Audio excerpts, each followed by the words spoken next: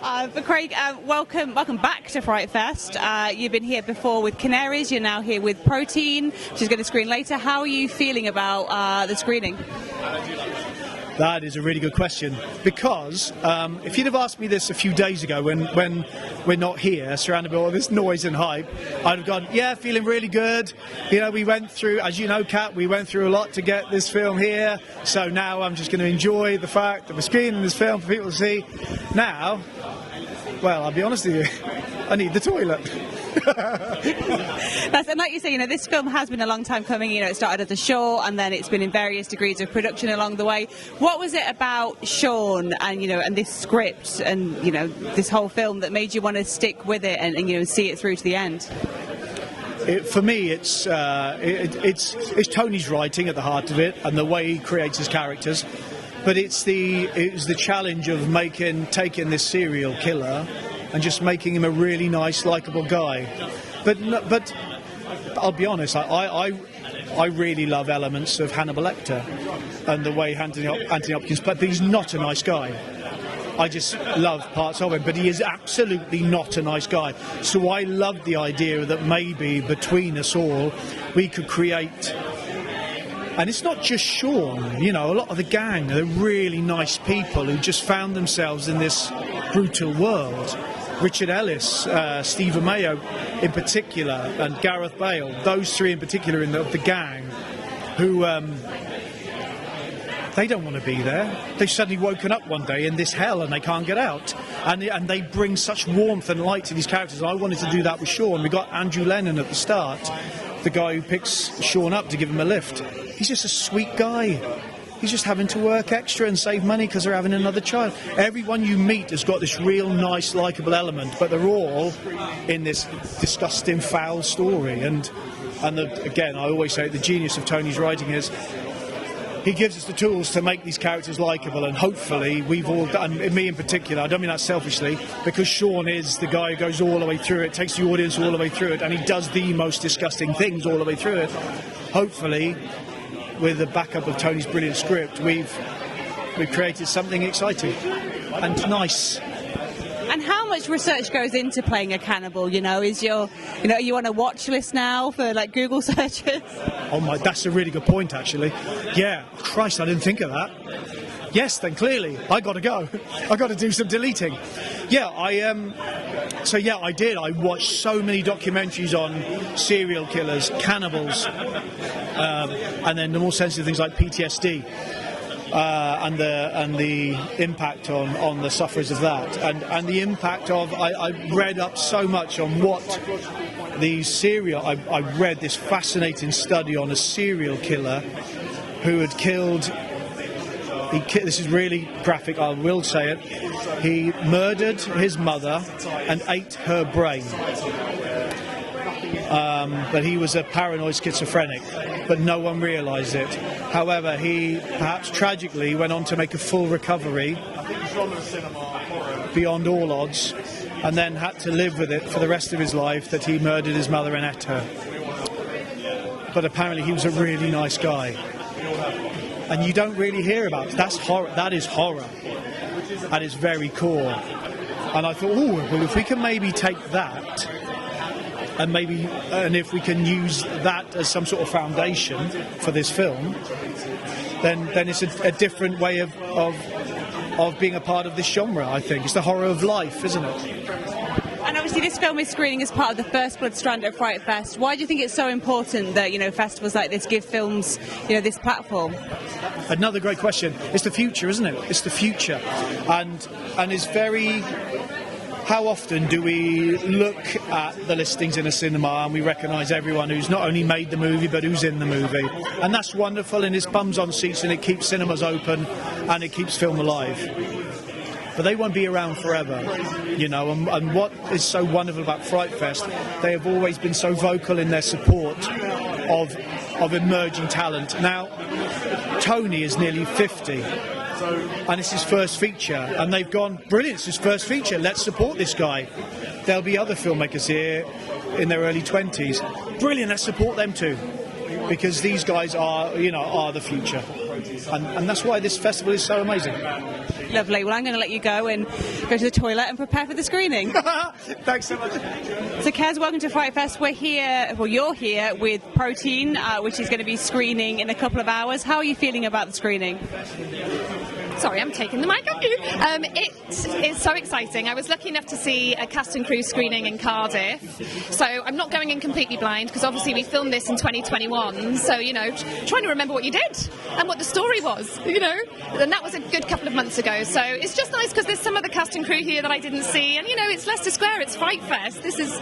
I'm just really excited and enjoying it, to be honest, and it's going to be good to see it a second time because you just watch it in a different way then, don't you? So, and it'd be good to hear the audience's reaction as well.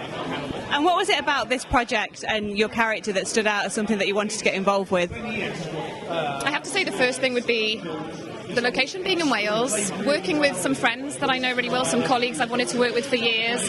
I'm from Carmarthen originally, and Broadside Films, they're from Carmarthen, so all of that stuff was really appealing. And then Craig Russell, who's incredible, is a friend, and we'd worked together on some other films, and he was like, read the script, I auditioned as well, and I was blown away by how it was a horror for sure, but also like a thriller, a really, really good narrative. All the characters were really fleshed out, so it just felt, for me, I'm a massive horror fan, but it had that element of, I'd say, thriller gore, where it really went into the characters, like all of them, you kind of root for, or you want to know more about, and obviously as an actor that's something that you really look for in something, and the whole piece was so well written by Tony. I was just really glad to get a look in, to be honest. And then Katrina and me, there was an affinity. She was like a strong woman going through, trying to find her place within this kind of small town, and I think as a woman it was great to play somebody who had a little bit of a fight in her hands and had these goals and didn't necessarily need anything more than herself and was getting on with life. And I thought it was really well written, especially for a guy to write a character like that. She has a real strength to her and a vulnerability, and is fully rounded, which was a real bonus for me going into it, kind of going, I feel like I've got a lot to play with here. And then I was directed brilliantly too. It's great to be directed by the writer, he knows what he wants. Exactly. And I think one thing that I really like about this film is that I feel like so many other filmmakers would have placed the story in London or, another big city, but it's a lot more rural, it's a lot more Welsh. What do you think that, by transplanting it to Wales brings to this story? Oh, that's a good question. Because my instinct says, yes, you're right, it should be in Wales. I think it's what happens in it is true, is something that could happen in these towns. There are so many good characters, yes, you've got your typical London, you could do a London mob, what have you, but Welsh has that too, and it's slightly different, and I think it was a really good way to bring out the comedy as well. But also, I'm Welsh, I will say this, we have like this hiraeth, we call it, which doesn't directly translate into English, but it's just like this feeling of love and passion for your country. And I think that the characters, again, were written in a way that I think, some of them are more comedic than others and show different sides, but I think it showed the landscape really nicely as well. But the way it was written for the Welsh people, I just felt it was really authentic, I think is the best word, to be honest. And yeah, I think Wales needs more and more things filmed there, and it's getting it now, isn't it? And obviously they would have liked a Welsh cast, so using all those lovely Welsh people and setting it in Wales too is just showing you other parts of the UK, right, that should be on camera as much. Exactly. Well, I'm going to let you go, and thank you so much for your time. Thank you. So Tony, welcome to FrightFest. We are here talking about Protein, which is going to be getting its world premiere later this evening. How are you feeling? I'm feeling nervous. I wasn't feeling nervous. I've been on holiday for the week and I didn't even think about it until I got to Gatwick this morning, landed in the rain, and suddenly it hit me that we were going to be here and doing this. So I'd managed to compartmentalise it. I'm incredibly nervous. I'm incredibly proud of the film, and I'm incredibly proud of everybody that's brought it to life. I just hope that everyone, gets something from it. I mean, that's all you can hope as a director, that people enjoy your work and get something from it. So. And this is a film that, it started as a short and it's been, a long time coming into feature. What was it about this story that made you determine that, this is the one that you wanted to get out into the world? I think as a creative, if you like, or as a writer, you have lots and lots of ideas. And some of them are gone the following morning, and some of them stick with you. And when I had the idea for this film, there was something about it that wouldn't go away, and I think that's what motivates you to want to kind of pursue a 5, 10, 15-year journey to bring some, because you've got to, you can't make something that you're not 100% behind. I think this is a very visceral film. I think it's a very honest and truthful film. I'm not interested in artifice, really, as a director, as a storyteller. I wanted to create a truth out of something which was absolutely absurd and ridiculous. But often the most absurd and ridiculous stories are the stories that we read about in the newspapers. And there was something about this story that I thought was so far that way, but also very real and very true to itself. And that's why we stuck with it, because there was something about it that just wouldn't go away.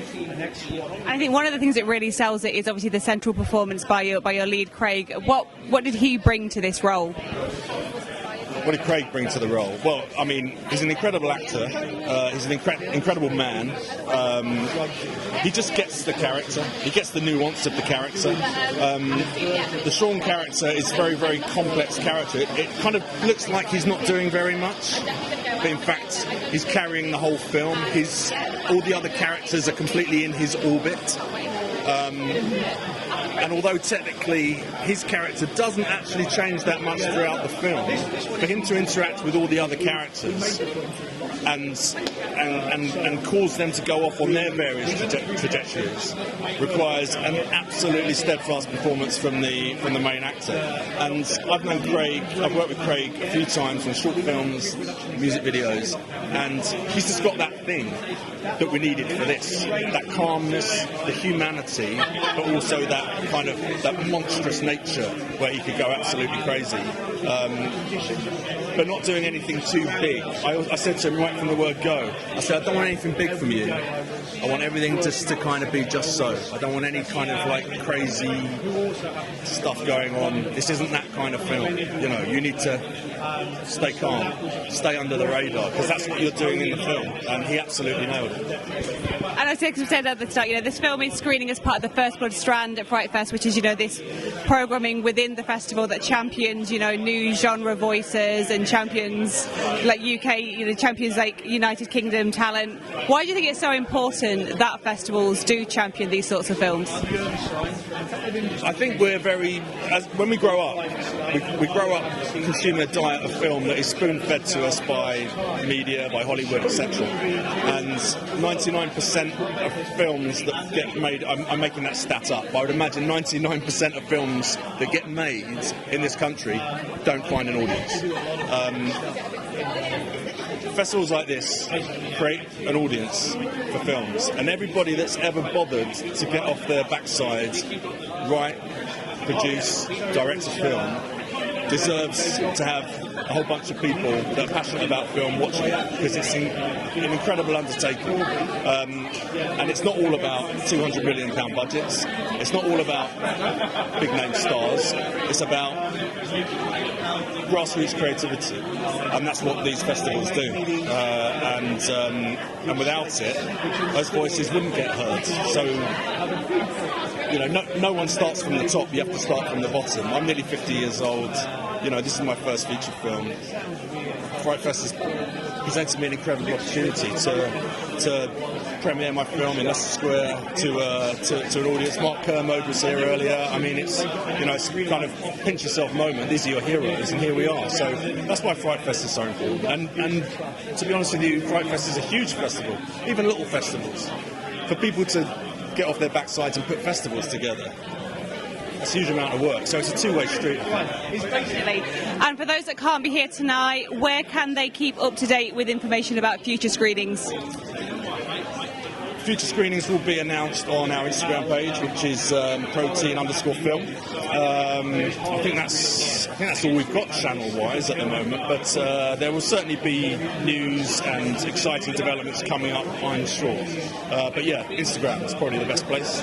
Nice. Well, thank you so much, and enjoy your screening later. Thank you.